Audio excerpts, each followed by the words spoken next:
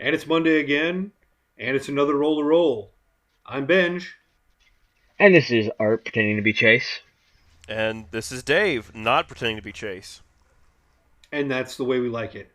Today, we're moving on with classes. Chase is not here, as Art kind of made mention of. He's got some real world like work stuff, so he couldn't make it. But that's okay. We're gonna talk about fighters. And if you look at the box with all the fighter abilities, it's not super impressive. Like you see a lot of words, but none of them say "do an awesome thing." A But lot of it, repeats, too. yeah, yeah. I mean, they're not Well, monks, but we'll talk about that next week. Um, but if you get down to it, fighters are awesome. I really like fighters. They get more ability score bumps than most classes, which is to say, all classes. They get the most ability bumps. And I mentioned this before in previous episodes that that means they get more feats, which makes them do what they do. They get more attacks than any other class, and we'll go through that. But Art, what do you like about fighters? the first big thing is the fighting styles. How do you want to fight? Do you want to be an archer? Do you want to dual wield? Do you want to go sword and board? It's got options for all of them. Two-handed weapons. Each fighting style gets its own specific option, either bonuses to your AC or to hit or to damage that coincides with the correct style. There's really not a bad choice depending on how you want to play.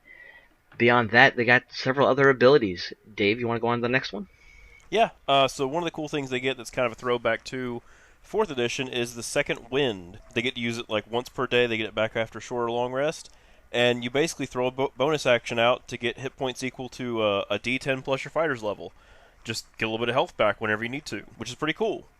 Yeah, that's spectacular. I mean, most fighters are probably going to be all up in there taking hits, so the ability to mitigate some of that along the way is a big deal. Really useful, and it means your cleric doesn't have to wade into battle as often as they might need to pick you back up again, because you can Right. you can keep yourself up a little bit longer. Or they You're could not a use that. paladin, but Right. Or they could use a cheap healing word spell instead of having to go out there and actually touch you. They'd be like, "Hey, right. feel better, buddy. Here's some D4s." They also get the action surge, which is amazing. You get to take an extra action once per short rest, which is crazy. At higher levels, when fighters are getting 3 or 4 attacks, you take your full attack action and hit something 3 times, and you say, "You know what? I'm going to do that again.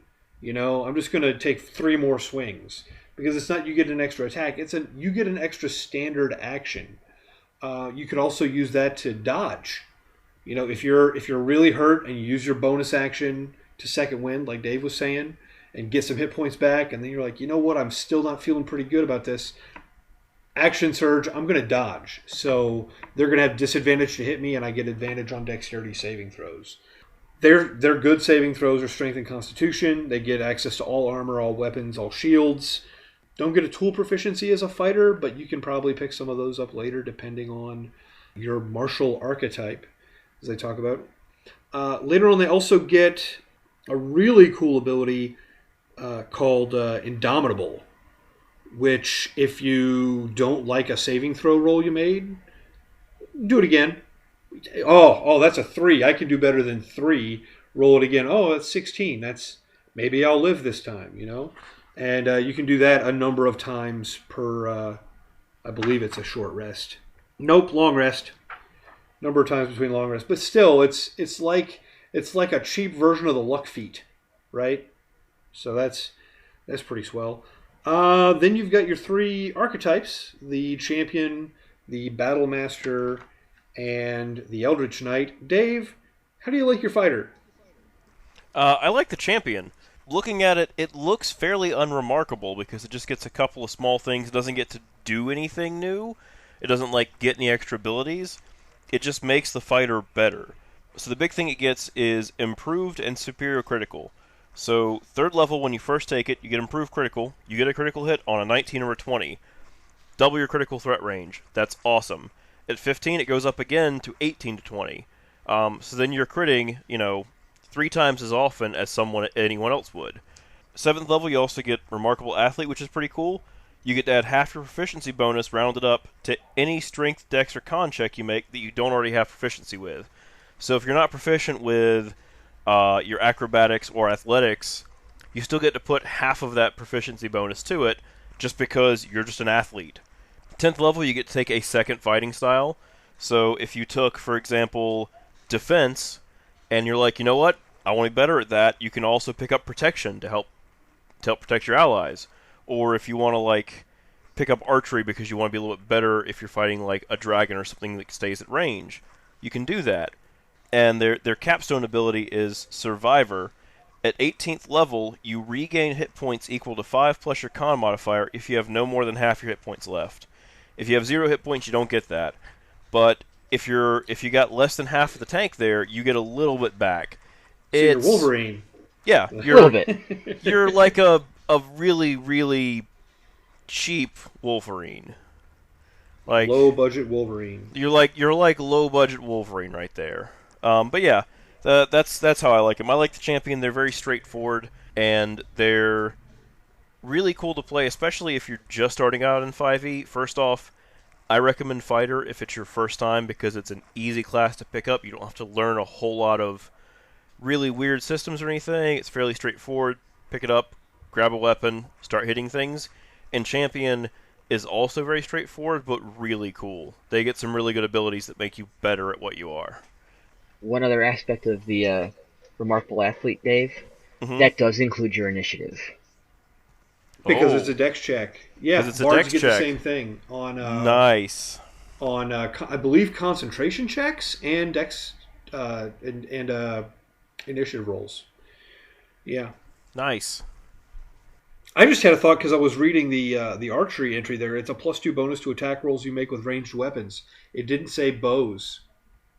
My the last champion I played was a sword and board. It was actually a battle axe and board guy, but he also carried bandoliers of hand axes, and he would like throw them if he wasn't in range to hit something with his battle axe.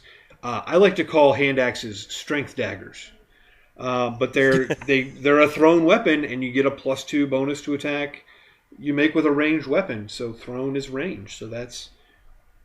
I just thought of like another new character. Every time we do one of these, I think of another character I want to play, and that's really annoying. Well, I'll also point out, Benj, that if you're throwing that hand axe, since it is a melee weapon, if you have dueling, you also get to add a +2 to damage. That's true. That's... Well, I mean, it says a melee weapon in one hand and no other weapons. So I guess if you're axe and shielding like I was... Exactly. I went the other way, though. I went defense. I took the Shieldmaster feat and protection and defense because we were playing in a high-level game, and the game master at the time was a murder hobo. Yeah. Game masters can be murder hobos, too. Yes, they can. Use it. Don't do that. That's neither here nor there. I may have to hear about this game. I don't think I've heard about this one yet. Later. Well, I mean, you've played with the game master. I guessed as much. Yeah. Anyway, the next up is the Battle Master, and they, again, it doesn't look like they get much on the surface, but then you look at the options you have, and it's pretty nuts. First off, at 3rd level, you gain proficiency with one type of artisan's tools of your choice, because I guess maybe you like to make things. And I think artisan's tools you could pick like smith's tools if you wanted to make your own armor or weapons. But I think what it's saying is you could make like jewelry or pottery or something. Just the old samurai code of like knowing everything, like in Showdown in Little Tokyo, where Dolph Lundgren was like, I learned how to do like Japanese flower arranging because he was samurai, and like anyway. And Brandon Lee made fun of it because he was the guy who grew up in New York, and Dolph Lundgren somehow grew up in Japan. Anyway, classic. If you're a fan of really bad classic movies of American cinema. Oh yeah. And Brandon Lee's not dead, so that's exciting. Too soon? No, I don't think so. I don't think so. Anyway, you get artisan's tools at 3rd level. You also get superiority dice. Now, there's a feat that will give you a edit that out, Dave. Superiority die. There's there's a feat that'll give you a superiority die and a maneuver, and you get 4 superiority dice. They start off as 8-sided dice, and they go up to be a larger sided die as you gain levels. And you get more dice at 7th and 15th level, so you'll get up to 6 superiority dice. And I guess if you wanted to burn one of your extra bumps to buy the feat to get an extra superiority die, you could have another die. It would be a crappy d6, but it's still another die you would have in the tank to use a maneuver on. And then you've got a lot of options for maneuvers, and I'm not going to get into all of them because there's like 12 or 15. I didn't actually count them; they're crazy. But you can trip guys to knock them prone. You can counterattack. You can disarm. You can feint. You can command one of your buddies to attack. So if you've got a rogue flanking the guy you're fighting, you can tell him to sneak attack him now, and he can totally do that.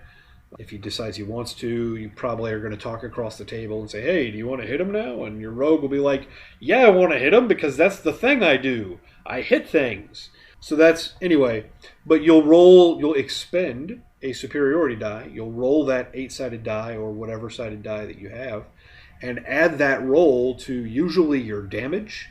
And critical hits, all the dice multiply. So that's a big deal. Some of them you roll and you add it to the damage. There's one, the precise attack, where you add it to the attack roll, so you feel better about your ability to hit whatever you're attacking.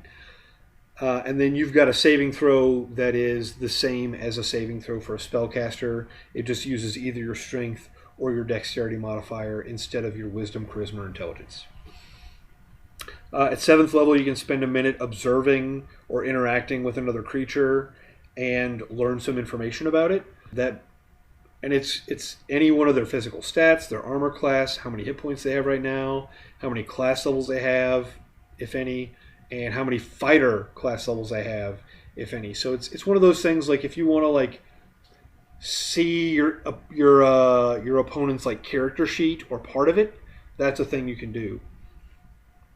And then at 15th level, when you roll initiative and you don't have any superiority dice because you haven't taken a nap in a while, you get a superiority die back. That's usually, in most classes, like the level 20 ability will give you one use of whatever you normally would have, but you're out back. So you can at least, keep doing the thing that you do all day long. So at 15th level, you get 1 superiority die back when you roll initiative if you don't have any. And that's the Battlemaster. Hey, Art, talk to me about the other option or how you like your fighters. The Eldritch Knights. You know me, Benj. I always like my casters. And a fighter with a splash of wizards can always be fun. Won't ever be as powerful casting as a full caster. You only get up to your 4th level spells. But some of the other fun stuff do make up for it. The one main thing you get at 3rd level is the weapon bond. So perform a nice 1-hour ritual during your nice short rest and bond your weapon to you. You can have up to 2 of them bonded at a time. Now the fun part about this is, as long as you're on the same plane, it doesn't matter where it's at, you can call it back to your hand with a bonus action. And you also cannot be disarmed. So, wow, like Benjamin was talking about throwing hand axes earlier, I just threw my only one and only hand axe. But I'm bonded to it, so I'm going to pull it right back to my hand. Just throw a greatsword. Don't throw hand axes. If you're going to bond to a weapon, like, huck that sucker, man. You get 2, so you take your greatsword for one and the hand axe for the other. I can throw that hand axe a lot further. Beyond that, like I said, they are the War Mage. They'll be up in hand-to-hand combat casting their spells. So once you hit 7th level, if you're up fighting and use your cantrip to do some damage, you'll also get to make a melee attack along with your cantrip for your action. That gets upgraded at level 10 to your Eldritch Strike.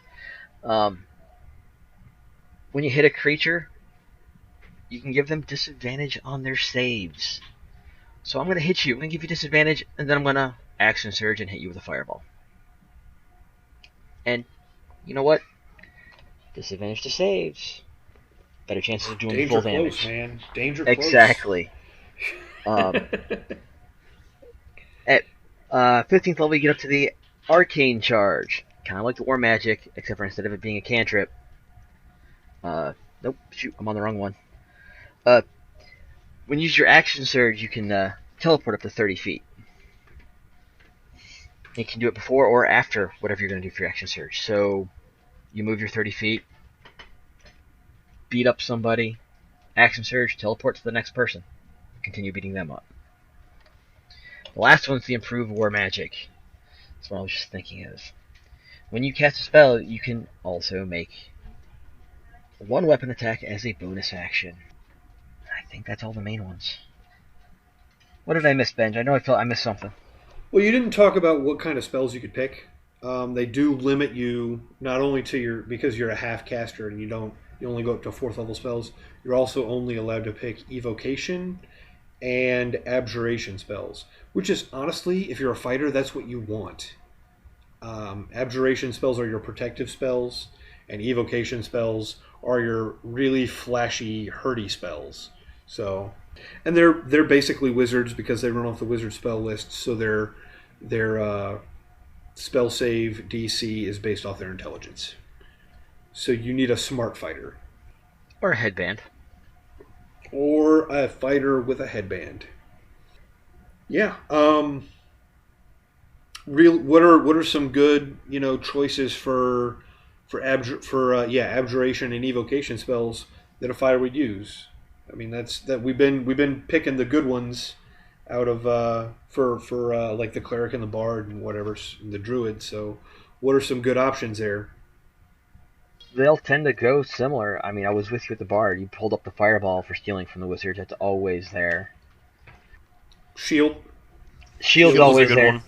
Yeah. 5 extra AC. Oh, you were gonna hit me. You know what? Let me just increase my. I don't even know what the bonus to your armor class +5. is, but it's ridiculous. It's 5, but +5. Yeah.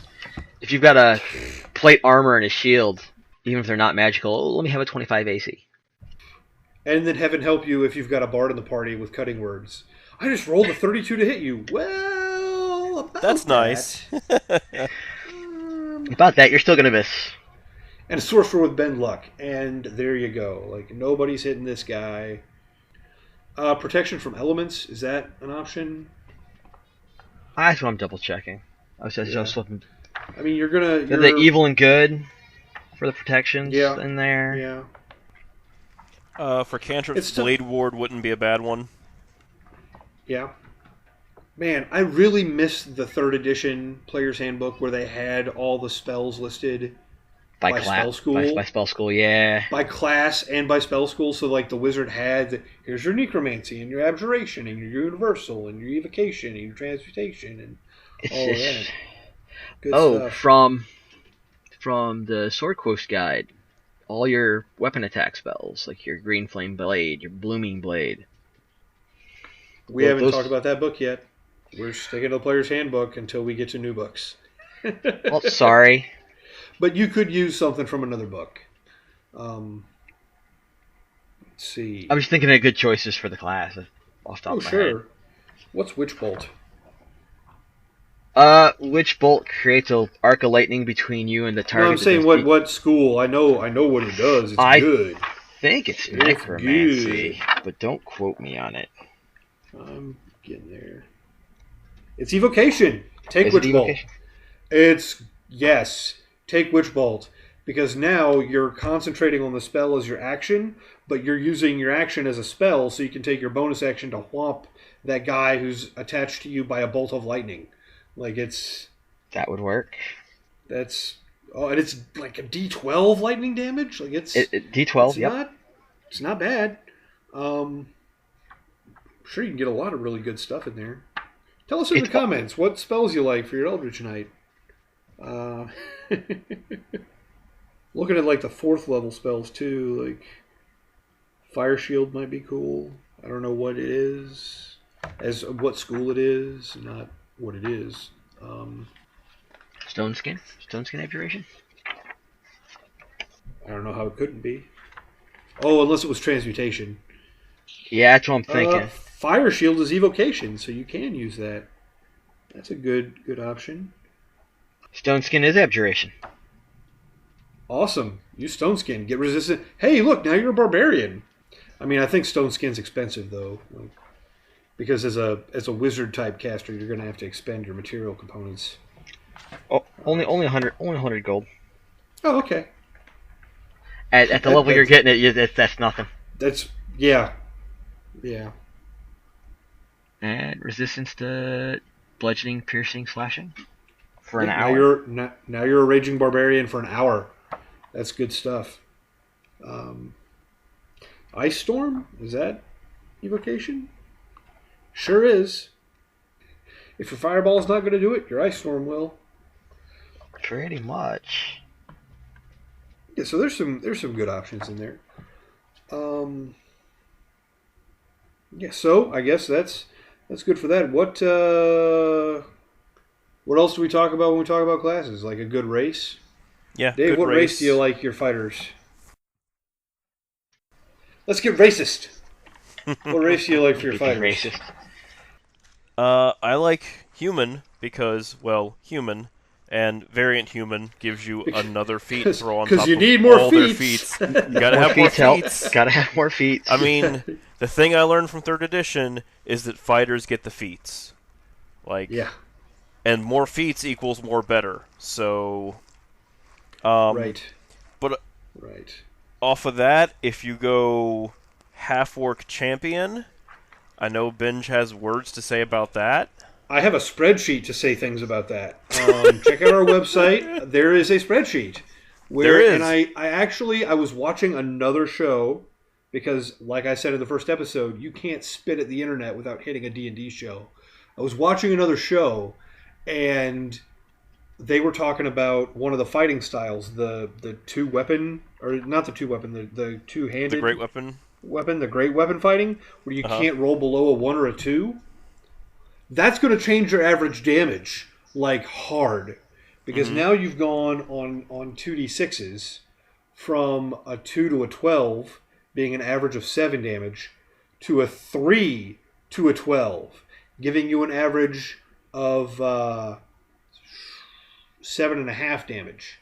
So you're increasing your average damage, and over the long game with, like, the critical, like, doubling the dice or tripling the dice or whatever it is that you do, well, I guess you double them and then add 1 as a half work. Your 5 dice go from 5 to 30 with an average being 17.5 to 15 to 30 with your average being whatever, 22.5.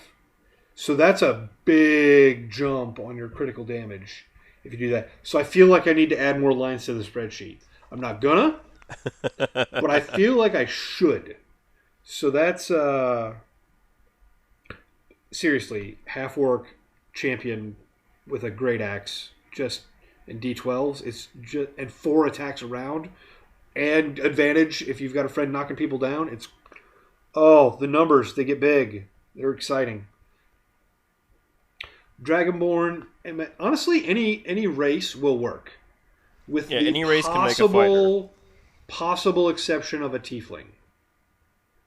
Because they don't get any physical stat bump. Your halfling, you could make an archery type fighter or a thrown weapon type fighter if you wanted to throw daggers at things. Your gnome, you could make an eldritch knight. Your gnome would be actually really good for an eldritch knight. Doesn't make any sense thematically, but statistically and game mechanically would work really well as an eldritch knight. Your high elf would do well as an eldritch knight.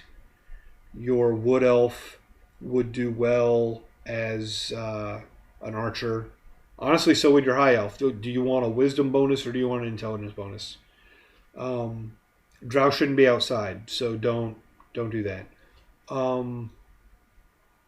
And actually, if you did a high elf eldritch knight, you could do an archer in full plate that could shoot a fireball and then take a bonus action with their bow and shoot anybody in the area. So it's kind of stupid to put a decked build in full plate because now you also have to have a strength of 15 or some fancy gauntlets that Chase will never give me. And If he's I not could, here I to would defend give them to himself. you, Bench. I appreciate you, Art. I know that you would. Art went to the school of, hey, why is it in the book if you're not going to give it to people? And I appreciate that. Sometimes he gave it to us a little early, but he always gave it to us. I give it to you early, but then I'd ramp up the difficulty a little bit quicker. That's true. Too. That's not a lie. And then there's the compensation for my dice. Yeah, well, mine have been better to me lately. That's good.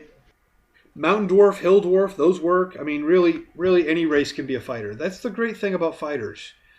They get really good stuff. They don't look good on paper. They don't. Honestly, they don't look good on paper. But if you make one and get them out there and do what they do, they are the best at what they do. You know, you say, well, why would I want to make a plain Jane fighter when I could make a barbarian that has that cool rage power and takes less damage, or I could be that paladin with all the smitey McSmiteyton, or I could be a ranger with the bonus damage. Look at what fighter gets. You've got 3 options for fighter. You've got 3 good options for fighter, and they do a lot of cool things. Big fan, because they can do whatever you want them to do. The other kicker is a lot of guys use fighter to multi-class. They do the 1 or 2 level dip in fighter, but and we'll talk about this in the multi-classing episode. But it's my opinion that if you're going to multi-class, if you're going to take a level in fighter, you might as well take 8 levels of fighter, because you get something good every level through 8th level. 3 stat increases.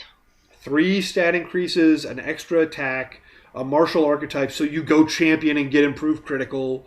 It's just, if you go one level to get a fighting style and the second wind ability, you might as well go another level to get action surge, because you could do whatever you wanted to do again. At which point you might as well take a 3rd level to be a champion and get improved critical. At which point you might as well take 4th level so you can get ability score improvement. At which point you might as well take 5th level so you can get an extra attack. At which point you might as well take 6th level so you can get an ability score improvement. At which point you might as well take your 7th level to be a remarkable athlete. I guess you could stop at 6th. Remarkable athlete. That's almost where my rogue fighter is right now. While it's okay, you don't. Yeah, I guess the you could stop the snowball effect at 6th, but really, why not go ahead and go to 8th to get another feat or another bump to your ability scores? I don't know. I guess that's where true multi-classing comes in, where you devote some time to both of them instead of just getting the 1st or 2nd level boon out of a class. Because most of the classes in 5th edition are front-loaded. Like, there's a lot of good stuff at the front end. Oh, and the capstone ability for fighter is a 3rd extra attack, which means 4 attacks around. Like, when you take the attack action, you hit them 4 times. So, that's really good. I was also listening to another podcast where they were playing a 4th edition game. And I was basically listening to it to learn 4th edition.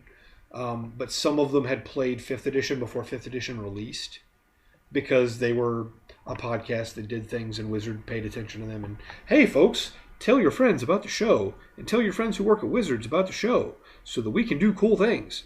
Cool things. But they played 5th edition early, and this is what gets my goat about 4th edition. They came back and they said, the Wizards and the bards and everybody were doing really cool things, but all the fighter got to do was hit people.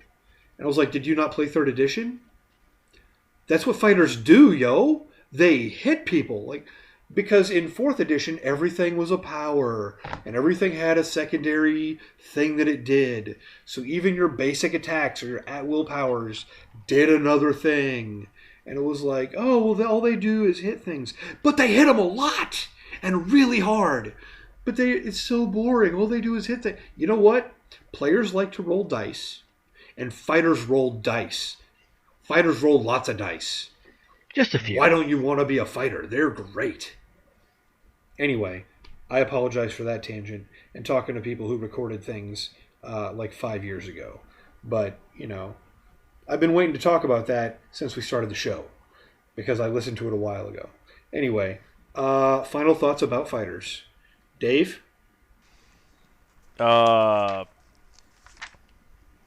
Pass. Awesome. Fighters are great.